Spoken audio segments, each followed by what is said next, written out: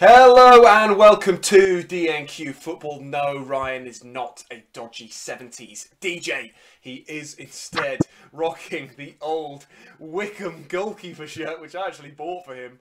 Yeah, you By did. Beach Dean Dairy Ice Cream. It's a phenomenal Great shirt. sponsor. And straight off of their 6-2 defeat to Brunei, I am rocking Timor-Leste's goalkeeper kit.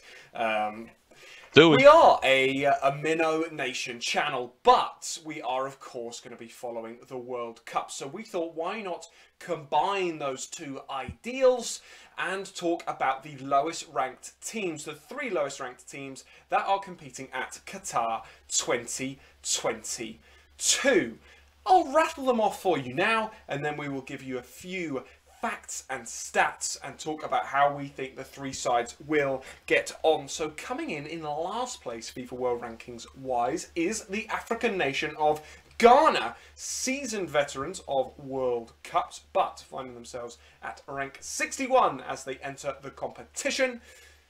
10 places above them in 51 is Saudi Arabia, a side that I quite like. I think they're on the up. But nonetheless, they are second lowest ranked side in this competition, and third lowest ranked side are the hosts, Qatar. Semi unsurprisingly, I actually thought they might be the lowest side ranked, but they come in at rank 50, and it is Qatar that we are going to speak about first. Ryan, tell me things you know about Qatar. I know an awful lot. Yeah. I didn't know you were going to throw to me like that, but I've got time for it. I've got absolutely time for it. Well, yeah, great intro, mate. Great intro, and a wonderful video topic, I think, at merging the two subjects that we love: football and the World Cup, and then those minnow nations. Qatar, the hosts, as you've said, third lowest ranked in the tournament at 50. The highest they've ever been has been 42. So bubbling around at this sort of territory, it's very much kind of. I guess sort of par for the course for them a little bit. Now, they have got. I'm going to just talk about Qatar because I'm going to do a little bit of research before we hop on this video. We're going to talk about these nations. I want to have a little bit of something to go off because we prefer the minnows, and I'd probably admit that we're not as well versed in these kind of nations, although we know a little bit, right? So, Qatar have been in training camp in Spain since the start of October for the World Cup. This year, I couldn't believe this. Across 2022, they have played 21 international games. It's the most of any international side. They've played friendlies against other international teams, of course, but they've also played against a host of club teams: Antwerp, Mallorca, Lazio, Fiorentina, just to name a few. And I couldn't believe it. It couldn't be more. It's almost like I have no idea of what's going on, sort of in the Qatar club sort of football league, but it almost would surprise me if they'd almost sort of voided the season or suspended the season. But we are focusing on the national team.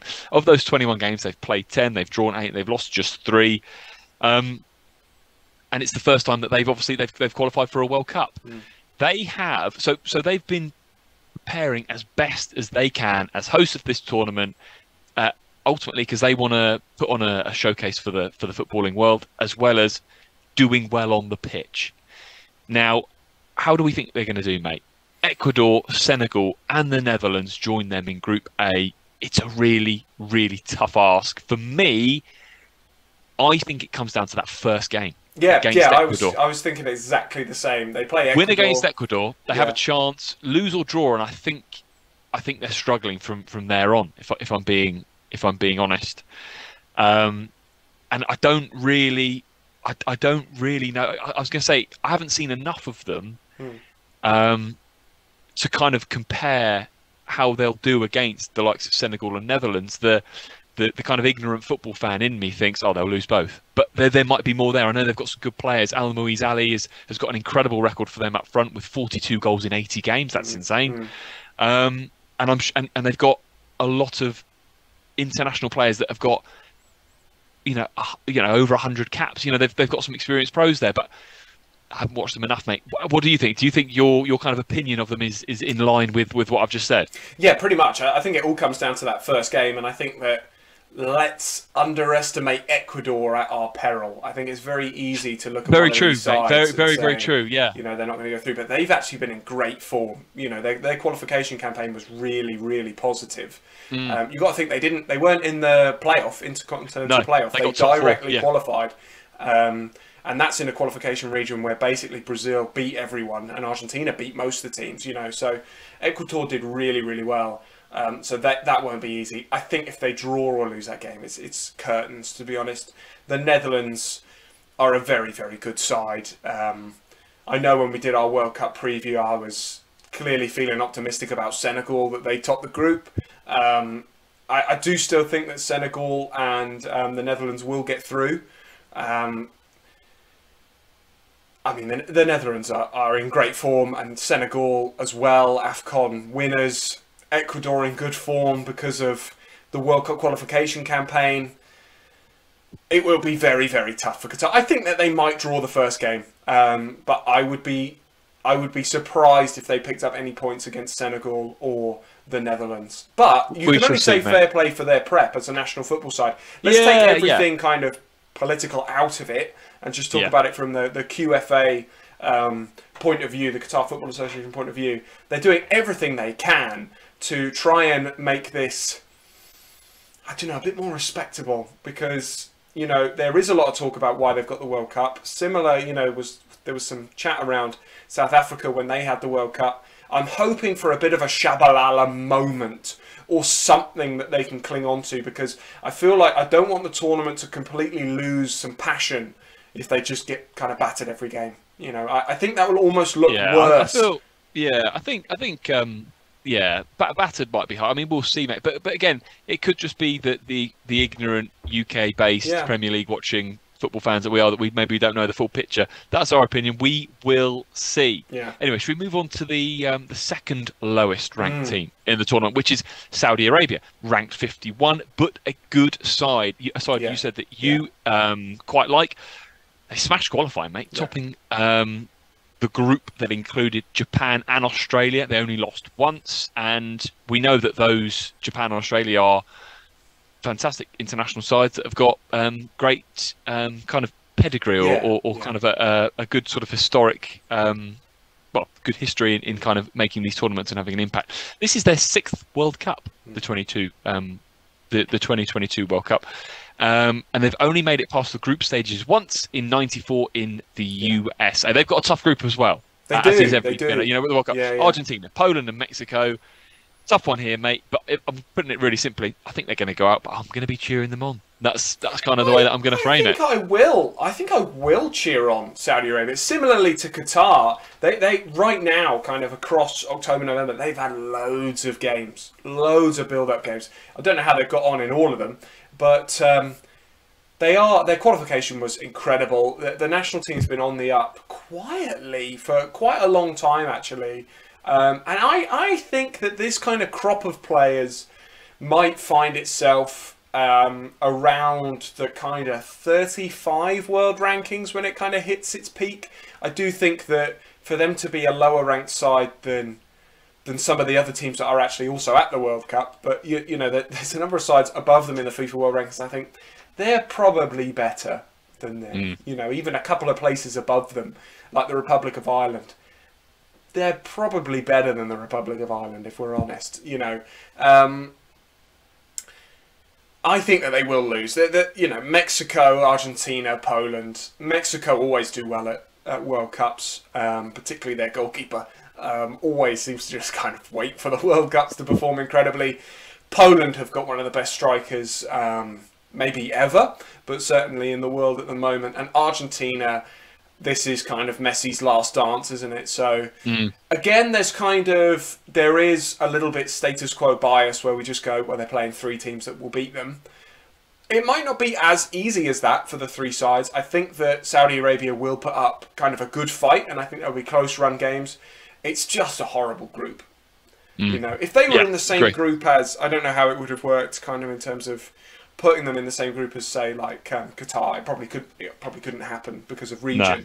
But, you know, I think they would, I think they compete well with Qatar. I think they compete slightly better with Ecuador, maybe. I do really like Saudi Arabia, but I could be wrong. I could be very right, and they could compete and lose. I could be wrong, and they could actually surprise everyone and get out the group. Or I could be wrong, and they could, be on the brunt of some bad results. But it's a really tough group for them. But I will be cheering them on for sure. And then third, sort of the lowest, Yeah. the third team that was a feature here, and the lowest ranked nation at the World Cup. I have to say, mate, I didn't expect this. Ghana ranked 61st. That feels low. Feels low for Ghana. I really thought that they would be a top 50 side, but we have spoke about AFCON and AFCON qualification, and I think we may have touched on a video or two about how they've been sort of stuttering in recent editions. You mentioned at the top of the video about how they were kind of, I can't remember the words you used, but you mentioned that they'd I don't think you'd said historic World Cup, or I think you said experienced World Cup, or whatever you said. This is only their fourth World Cup, you know. 2020 is only their fourth World Cup. And again, it's like with all these, they've got a testing group. I think they've maybe got the nicest group with Portugal, South Korea, and I love the fact that they play Uruguay, and they meet Uruguay again after the extremely infamous Suarez handball in the quarter-final of the 2010 World Cup in South Africa. I think they've got the nicest group of the three sides that we've mentioned. The Ghana squad is in a state of evolution, really, where they've got a lot of experienced players that are perhaps past the peak of their powers. They're still brilliant players, but at the kind of the highest level on the international stage, how will they still get on in 2022?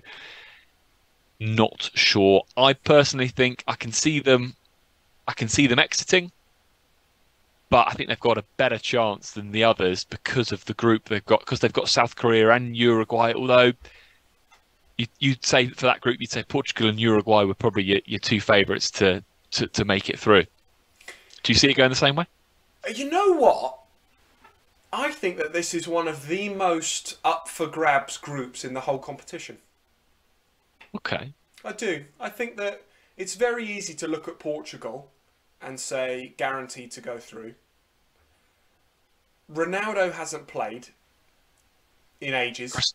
Cristiano Ronaldo hasn't played in ages. Stewie. Sorry. He's not played in ages. No. They've got a few players that are similarly past their peak. They've got great players. I love Bernardo Silva. They've got Bruno Fernandes. They've got good players, but I don't think that it's a cakewalk for them. Uruguay, they're okay. They're good. I've said in this video, don't underestimate Ecuador, and I'm now going to go on to say Uruguay are only okay. Uruguay are a good team as well, but I don't think that they're impervious to bad results. And I also think that South Korea are good enough to cause problems to Uruguay and Portugal, but also can be got at by Ghana. And I think Ghana aren't that good. I think they've done very well to reach the World Cup. There's very few places up for grabs for African teams, just 5, at the moment before it expands. So they did very well to get there. And they are in a state of evolution, like you say. They were at the peak of their powers a number of years ago. And they do need to kind of go through this transition to then come through stronger. But I think that this will be quite a close run group. I'm not going to go out there and say that I think Ghana will go through, but I think this could be a close run group, and I'm prepared to be completely wrong, because that's what you do if you talk about football on YouTube. Yeah.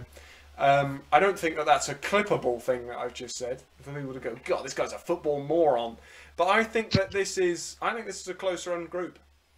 Interesting. I love the way that you've described that.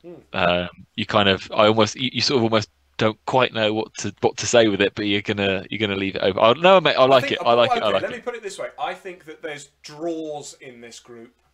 Okay, yeah, rather than straightforward W's, kind of for the teams. It could come down to the final game, and I think that there'll be some close run results. Nice, cool. Well, yeah, we as ever, mate, as ever with football, we shall see, and we're blooming looking forward to it as well. Absolutely, and of course we will be therefore supporting. We will be supporting Ghana. We'll be supporting Saudi Arabia. We'll be supporting Qatar, and probably all the other teams that will exit from their group as well. when we were planning for this video, I thought we were going to be talking about sides like Wales, but apparently I don't know the FIFA World Rankings at all. I was very surprised to see Ghana down there. But how do you think that those three sides will get on? And additionally, who do you think is going to be the surprise package at this World Cup? Obviously, we know, if you support nations like Brazil, that's great. Comment that you love Brazil. But equally, who do you think is going to be the surprise package at this World Cup? Because Ryan thinks that it's going to be Ghana. And we'll see you next time.